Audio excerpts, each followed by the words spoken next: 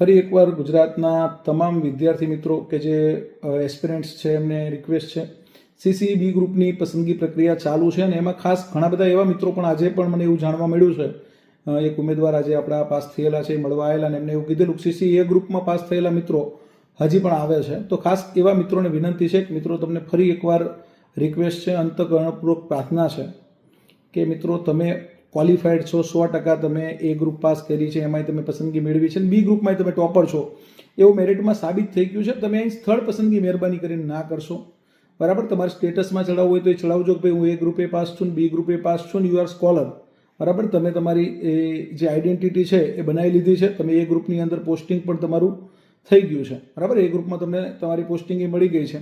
તો મહેરબાની કરીને હવે બી ગ્રુપની અંદર તમે ખાસ સ્થળ પસંદ ના કરશો, આટલો સહકાર આપો જેથી કરીને આપણા જે સંઘર્ષના સાથીદારો છે, આપણા જે મિત્રો છે, જે સાથી મિત્રો છે કે જેણે ખૂબ જ મહેનત કરી છે, આપણા નાના ભાઈ બહેનો છે કે જેમણે મહેનત કરી છે અને થોડું મેરિટ એમનું આપણા કરતાં ઓછું છે અને આપણે સમજો સ્થળ પસંદ નહીં કરીએ તો એ મિત્રોને તક મળવાની છે, એમની જિંદગીની અંદર સુખનો સૂરજ ઉગવાનો છે, એમના પરિવારની અંદર એક મિત્રને નોકરી મળતી હોય તો આપણે ખાસ મિત્રો આટલો સહકાર આપવો બને છે.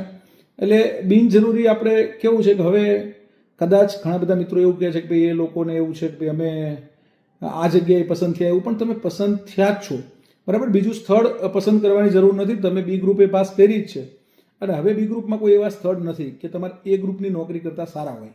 તો ખાસ આ તમામ મિત્રોને રિક્વેસ્ટ છે કે મહેરબાની કરીને બી ગ્રુપની પસંદગીમાં એ ગ્રુપમાં પાસ થયેલા, શિક્ષણ સહાયકમાં નોકરી મેળવેલા કે અન્ય કોઈ જગ્યાએ સેટ થઈ ગયેલા મિત્રો મહેરબાની કરીને પસંદગી ના કરશો.